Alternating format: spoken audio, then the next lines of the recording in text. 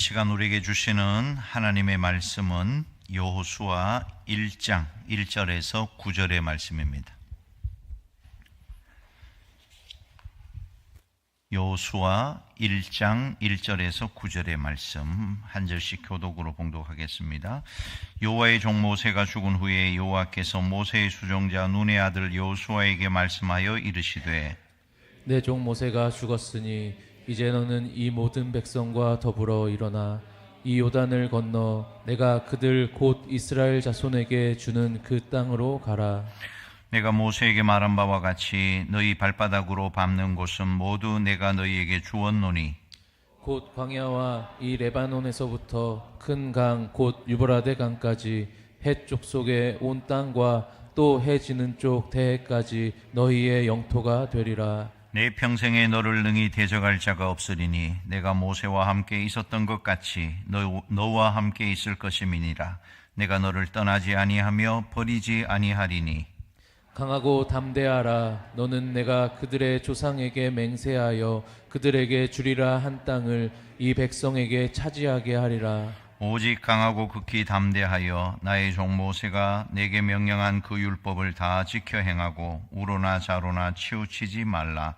그리하면 어디로 가든지 형통하리니 이 율법책을 내 입에서 떠나지 말게 하며 주야로 그것을 묵상하여 그 안에 기록된 대로 다 지켜 행하라. 그리하면 내 길이 평탄하게 될 것이며 내가 형통하리라. 다 같이요. 내가 내게 명령한 것이 아니냐. 강하고 담대하라. 두려워하지 말며 놀라지 말라. 내가 어디로 가든지 내 하나님 여호와가 너와 함께 하느니라 하시니라. 아멘. 강하고 담대하라, 이런 제목으로 말씀 전하겠습니다. 옆에 있는 분하고 한 번 더 인사하겠습니다. 강하고 담대하십시오. 자, 오늘 본문에 보면 하나님께서 우리에게 성공에 대한 약속을 주셨습니다. 형통할 수 있는 약속. 오늘 본문 7절 마지막에 보면 어디로 가든지 형통하리니, 형통, 그러면 우리 생각에 성공, 잘 되는 것, 아마 세속적인 의미로는 돈도 많이 벌고 높은 지위에 올라가고 하는 것들. 그런데 우리가 성경, 특별히 구약 성경에서 형통, 성공이라는 말은 우리의 삶 안에 하나님의 계획이 그대로 이루어지는 것이 형통이고 성공적인 인생이라는 것입니다. 오늘 여러분의 인생에 하나님의 계획이 이루어지기를 주님의 이름으로 축원합니다. 아멘이 약해요. 왜 내 계획이 이루어지기를 원하십니까? 형통은 하나님의 계획이 있어요. 여러분, 하나님께서 우리를 만드실 때 계획 없이 만드신 것이 아니고 계획을 가지고 만드셨어요. 하나님이 아무 생각 없이 우리를 만들어서 이 땅에 보내신 게 아닙니다. 예레미야 29장 11절 말씀 같이 읽어봅니다. 여호와의 말씀이니라. 너희를 향한 나의 생각을 내가 아나니 평안이요 재앙이 아니니라. 너희에게 미래와 희망을 주는 것이니라. 이 말씀에 보면 너희를 향한 나의 생각, 그러니까 하나님은 우리를 향한 생각, 계획이, 뜻이 분명히 있다는 겁니다. 그 뜻이 미래와 희망을 주는 것이다. 에베소서 2장 10절에도 보면 같이 한번 읽어볼까요? 우리는 그가 만드신 바라 그리스도 예수 안에서 선한 일을 위하여 지으심을 받은 자니 이 일은 하나님이 전에 예비하사 우리로 그 가운데서 행하게 하려 하심이니라. 우리는 그가 만드신 바라, 이 만드신 바라가 영어 성경은 마스터피스, 걸작품이라고 말씀을 드렸죠. 하나님 우리를 걸작품으로 만드셨는데 여기 주목해야 될 단어가 전에 예비하사, 이미 창세 전에 예비했다. 우리가 태어나기 전에 계획을 세워서 하나님이 우리를 이 땅에 보내셨다 하는 것입니다. 자, 그러므로 누구나 사람은 자신의 인생을 향한 하나님의 뜻이 있습니다. 오늘 내 인생을 향한 하나님의 뜻이 있어요. 찾으셨습니까? 그 뜻을 찾아야 돼요. 그 뜻을 물어야 해요. 그리고 순종하는 삶을 살아가야 하는 것입니다. 많은 사람들이 하나님의 뜻을 묻지도 않고 찾지도 않습니다. 자, 오늘 이 밤에는 우리가 좀 내 인생을 향한 하나님의 계획이 분명히 있어요. 그것을 물어야 하고 찾아야 하고 찾았으면 순종해야 합니다. 그게 형통입니다. 여러분 80, 90 이제 죽을 날이 가까웠는데도 하나님이 나를 통해서 뭘 원하시는지 하나님의 뜻을 찾지 못했다. 그럴 수는 없는 것입니다. 혹여 아직까지도 내 인생을 향한 하나님의 계획이 이거였구나. 지난 날을 돌아보니까 그때는 이렇게 하나님께서 나를 인도해 주셨구나. 하나님의 계획, 하나님의 뜻, 하나님의 생각, 이걸 알고 살아가는 것이 성도의 삶이다 하는 것입니다. 자, 그러면 오늘 여호수아, 모세가 갑자기 이제 죽게 됩니다. 모세가 죽고 나서 불안한 여호수아에게 하나님께서 형통할 수 있는 방법을 말씀하시는데, 오늘 우리가 이 땅을 살아가는 동안에 정말 내 인생을 통해서 하나님의 계획이 이루어지려면 세 가지가 필요합니다. 첫 번째, 마음을 강하게 하고 담대히 해야 합니다. 여러분, 마음이 강해져야 해요? 담대해야 해요? 아멘도 안 하네. 마음이 약해질 거예요? 나이가 들수록 마음이 약해지면 안 됩니다. 마음을 강하게, 담대하게. 이게 하나님의 명령이라니까요. 마음이 강하지 않으면 쉽게 무너져요. 마음이 강해야 형통하게 된다. 하나님의 뜻을 이루게 된다. 여기 강하다는 것이 어떤 감정이 아닙니다. 막 감정이 충만해서 막 뭐 덤벼라, 막 내가 나 싸우겠다, 이런 게 아니고 믿음의 결단을 말하는 것입니다. 성경에서 말하는 강함은 무섭지 않은 상태가 아니고 두려움이 있어도 하나님을 붙드는 선택을 하는 것을 말합니다. 내가 어디로 가든지 내 하나님 여호와가 너와 함께 하느니라. 담대하라는 이유가 너가 잘났기 때문에, 너가 강하기 때문에 담대한 것이 아니고 내가, 하나님이 너와 함께 하니까 담대하라는 것입니다. 여러분, 하나님이 우리와 함께 하심을 믿고 어떤 상황, 어떤 형편에서도 강하고 담대해야 하나님의 뜻이 내 삶을 통하여 이루어집니다. 결단하셔야 돼요. 하나님을 붙드는 거예요. 두려움이 있어도, 감정적으로는 무서운 상태가 되어도 말씀을 붙들고 하나님이 함께 하신다는 약속을 의지하고 믿음으로 강하게 나가는 것입니다. 강하고 담대하라는 명령은 지금 오늘 이 시대 우리에게도 절대로 유효한 표현.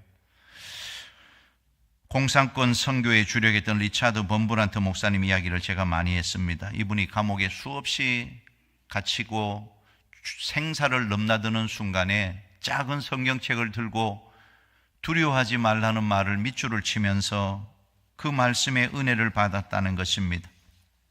그가 밑줄 친 두려워하지 말라는 말씀이 몇 번 나온다고요? 365번 꼭 외우셔야 됩니다. 그가 무릎을 치면서 감옥에서 그렇게 고백했습니다. 그렇다, 하나님께서 나에게 1년 365일 날마다 두려워하지 말라고 말씀하신다. 여러분, 우리가 인생을 살아가다 보면 두려운 일들이 많이 생겨요. 그때마다 그 두려운 감정을 붙드는 것이 아니고 하나님이 함께 하신다는 약속을 붙들고 오히려 두려움 앞에서도 강해지셔야 돼요. 담대해야 돼요. 이건 믿음의 결단입니다. 무너지면 안 되는 것입니다. 두려움을 이기는 방법은, 여러분 안에 두려움이 왔을 때 숨기지 말고 기도로 하나님께 다 말하세요. 내 마음에 두려움을 주님께 다 말하고, 그 다음에는 최악의 상황을 상상하지 말고 약속을 붙들어야 됩니다. 자꾸 최악의 상황을 상상해요. 꼬리에 꼬리를 물고, 걱정이 꼬리에 꼬리를 물고 점점 커지면 안 되는 것입니다. 그때 자르고 약속을 붙들어야 해요. 그리고 오늘 해야 할 한 걸음에 집중하는 것입니다. 환경보다 주님을 더 크게 보시고 믿음으로 두려움을 이겨나가는 강하고 담대한 성도들이 되시기를 주님의 이름으로 축원합니다. 자, 두 번째, 우리와 함께 하시는 하나님을 신뢰하는 것입니다. 오늘 본문 5절 같이 한번 읽어보아요. 내 평생에 너를 능히 대적할 자가 없으리니 내가 모세와 함께 있었던 것 같이 너와 함께 있을 것임이니라. 내가 너를 떠나지 아니하며 버리지 아니하리니. 아멘이십니까? 이 말씀은 오늘 우리에게 주시는 하나님의 음성입니다. 내가 너를 떠나지 않는다, 버리지 않는다, 언제나 너와 함께 한다. 우리가 이 땅에서 누릴 수 있는 최고의 특권은 하나님과 함께 살아가는 것입니다. 하나님이 우리와 함께 계시다는 삶을 누리는 것이 최고의 특권입니다. 하나님은 멀리서 우리를 관찰하는 관찰자가 아니고 우리의 삶 가운데 개입하시고 함께 하시는 분입니다. 그 증거가 십자가예요. 하나님은 우리의 인생의 고통을 그냥 내버려 두지 않고 이 땅에 오셔서 예수님이 십자가를 지셨어요. 그런데 사람들은 이렇게 말합니다. 하나님이 함께 하신다면, 목사님, 내 인생은 왜 이렇게 힘든 것입니까? 함께 하심은 고난이 없다는 뜻이 아닙니다. 그 고난 가운데서도 홀로 두지 않겠다는 뜻입니다. 오늘 본문 9절에 보면 내가 어디로 가든지 내 하나님 여호와가 너와 함께 하느니라. 장소에 제한이 없이, 상황에 조건이 없이, 감옥에서도 병실에서도 실패 후에도 하나님은 떠나지 않으신다. 우리는 이해가 되면 믿겠다고 말해요. 그런데 성경적인 믿음은 반대입니다. 이해가 되지 않아도 하나님을 붙드는 것이 믿음이에요. 내 이 어려운 상황에도 하나님은 여전히 함께하고 계신다. 나를 버려두지 아니하신다. 고아와 같이 내버려 두시지 않는다. 하나님은 내 하늘 아버지가 되신다. 이것을 신뢰해야 한다는 것입니다. 여러분, 기도하고도 염려를 붙들고 있습니까? 맡긴다고 하면서도 여전히 걱정하고 있습니까? 신뢰는 하나님 앞에 내 모든 염려를 내려놓는 겁니다. 결과를 하나님께 다 맡기는 것입니다. 오늘 이 밤에 하나님께 다 맡겨요. 여러분의 어떤 염려, 걱정, 근심도 하나님께 다 맡겨야 됩니다. 결과를 하나님께 맡겨야 돼요. 하나님은 지금도 우리와 함께 하십니다. 떠나지 않습니다. 하나님을 더욱 신뢰하는 우리 모든 믿음의 성도 될 수 있기를 주님의 이름으로 축원합니다. 마지막 셋째입니다. 벌써 마지막이야라고 그러니까 눈이 떠지죠? 이제 마칠 때가 된 것 같죠? 마지막 그러니까. 자, 오늘 세 번째 마지막, 하나님의 말씀을 붙들고 살라. 오늘 보면 7절과 8절에 보면 율법책을 떠나지 말라, 성경을 떠나지 말라. 정말 형통한 삶, 성공한 삶을 원한다면 성경 말씀을 떠나서는 안 된다는 것입니다. 말씀을 붙들고 살아야 돼요. 자, 여러분, 요한복음 1장 1절에 보면 하나님이 말씀이고 말씀이 곧 하나님이십니다. 아멘이시죠? 여러분, 말씀을 대하는 태도가 그와 같아야 됩니다. 하나님을 대하듯 말씀을 대하셔야 합니다. 자, 말씀을 붙들고 사는 방법은 두 가지예요. 첫 번째, 말씀을 묵상해야 합니다. 말씀을 묵상해야 합니다. 큐티하는 겁니다. 묵상이라는 히브리어가 하가라는 말은 중얼거리다, 입으로 중얼거리다. 말씀을 계속 입으로 되새겨야 한다는 거예요. 자, 오늘 하루를 살면서 여러분의 입술로 말씀을 중얼거리신 분만 아멘 하시기 바랍니다. 다 아멘 하네요. 감사해요. 말씀을 입에서 자꾸 중얼거려야 돼요. 이게 하가예요, 하가. 말씀을 되새겨야 돼요. 하루를 살았는데 여러분의 입에서 하나님의 말씀이 한마디도 흘러나오지 않았다. 회개하셔야 됩니다. 아멘이시죠? 여러분, 입술에서 말씀을 계속 되새기는 것이 묵상이에요. 여러분, 세상은 우리에게 끊임없이 말합니다. 너는 안 된다, 부족하다, 실패한다.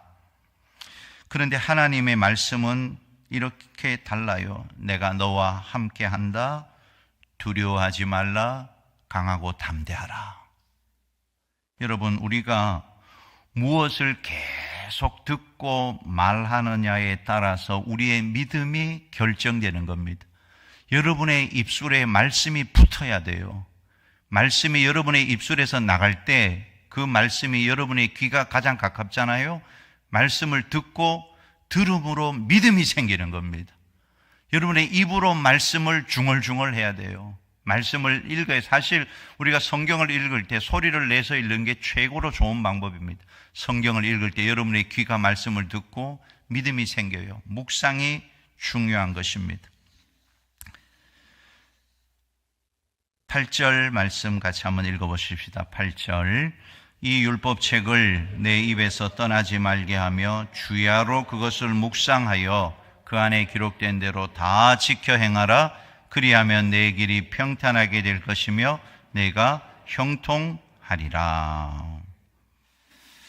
여기에 묵상이라는 단어, 하가의 깊은 뜻이 또 한 가지가 더 있는데, 의도적으로 깊이 생각하는 것, 말씀을 의도적으로 깊이 생각하는 겁니다. 묵상을 많이 하면 마음이 단단해져요. 마음의 흔들림이 사라집니다. 지식은 머리에 머물지만 묵상을 계속하고 입으로 계속 말씀을 되새기면 그 말씀이 마음에 뿌리를 내려요. 마음에 뿌리를 내려요. 그래서 두려움이 올 때 자동적으로 떠오르는 생각이 세상의 소리가 아니고 하나님의 말씀이 되어야 한다는 것입니다. 묵상은 그렇게 만들어주는 거예요. 두려움이 왔을 때 즉각적으로 여러분 마음 안에 두려워하지 말라, 내가 너와 함께함이니라, 하나님의 말씀이 딱 떠올라. 이게 자동적 사고가 돼야 돼요. 두려움이 오면은 걱정으로 넘어가고 염려로 넘어가는 게 아니고 말씀이 딱 떠오르도록 의도적으로 그렇게 훈련해야 됩니다. 그게 묵상인 거예요. 그때 그 말씀의 능력이 우리를 강하고 담대하게 이 험한 세상을 이겨나가도록 만드는 것입니다.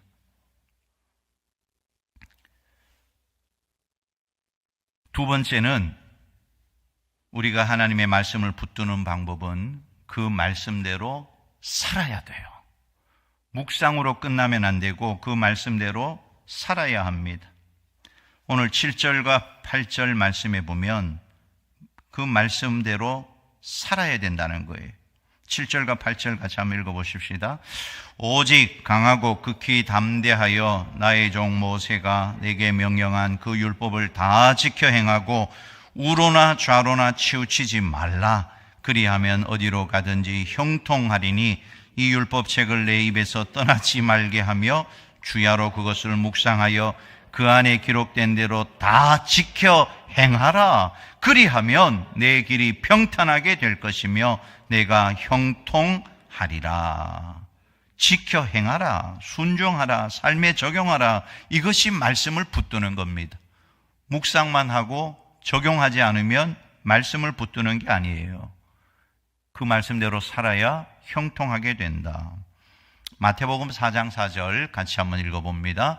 예수께서 대답하여 이르시되 기록되었으되 사람이 떡으로만 살 것이 아니요 하나님의 입으로부터 나오는 모든 말씀으로 살 것이라 하였느니라 하시니.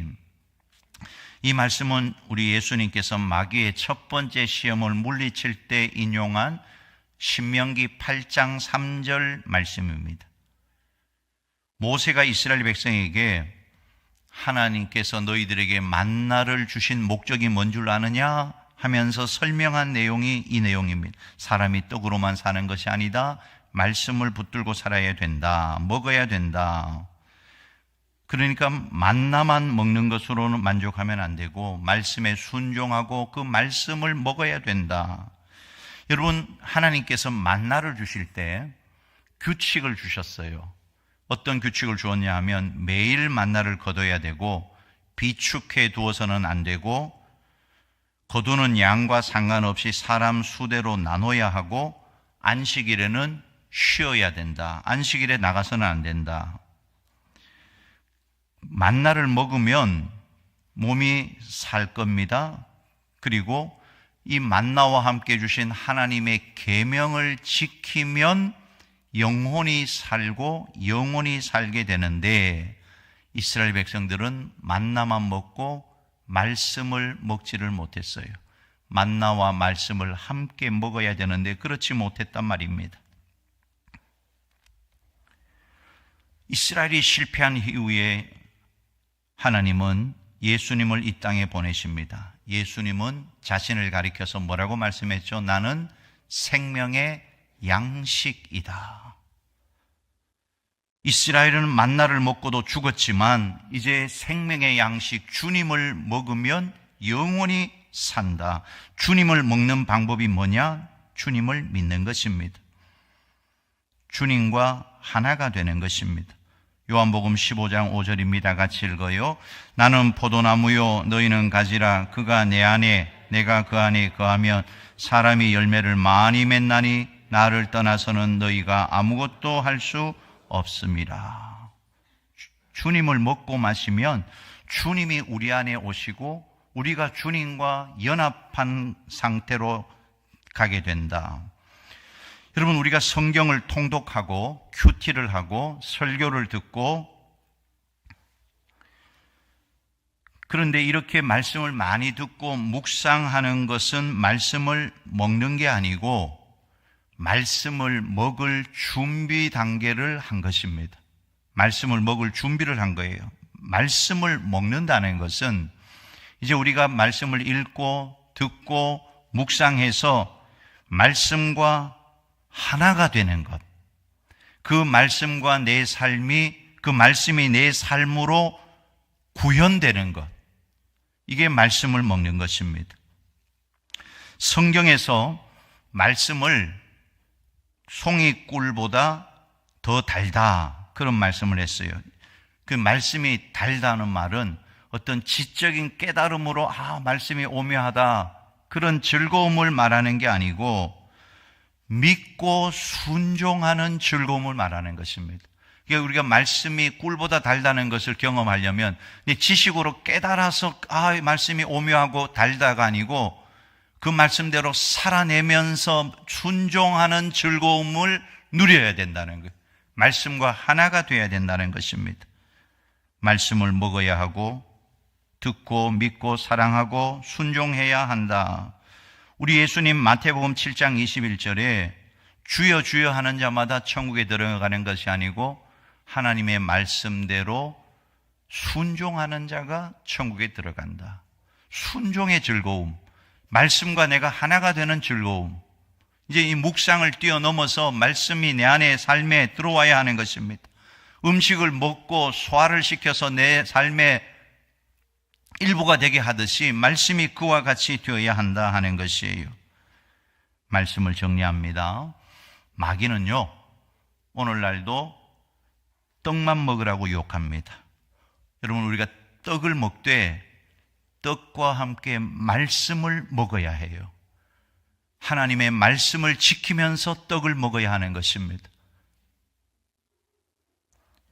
말씀을 아무리 공부해도 변하지 않는 사람이 있어요.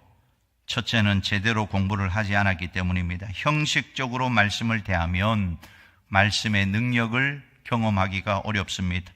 두 번째, 말씀을 지식적으로만 받아들이기 때문에 그런 것입니다. 이제 우리 믿음의 성도들은 예수님의 말씀을 붙들어야 되는데 그냥 성경 말씀 가지고 있는 것으로는 안 되고 성경을 사랑해야 되고 읽어야 되고 묵상해야 되고 적용해야 됩니다. 말씀의 능력을 경험하고 말씀과 내가 하나가 돼야 돼요. 말씀이 내 삶을 통하여 구현이 되어져야 하는 것입니다. 하나님의 나라는 말에 있지 않고 어디에 있다고 그랬어요? 능력에 있다고 그랬습니다. 정치는 말에 있고 기업은 돈에 있고, 그러나 하나님의 나라는 능력에 있다. 말씀의 능력에 있는 것입니다. 오늘 우리 믿음의 성도들 이제 말씀 묵상을 통하여 순종의 기쁨으로 그 하나님의 말씀이 내 삶에 구현되어지는 말씀의 능력을 경험하는 믿음의 성도들이 다 되시기를 주님의 이름으로 축원합니다.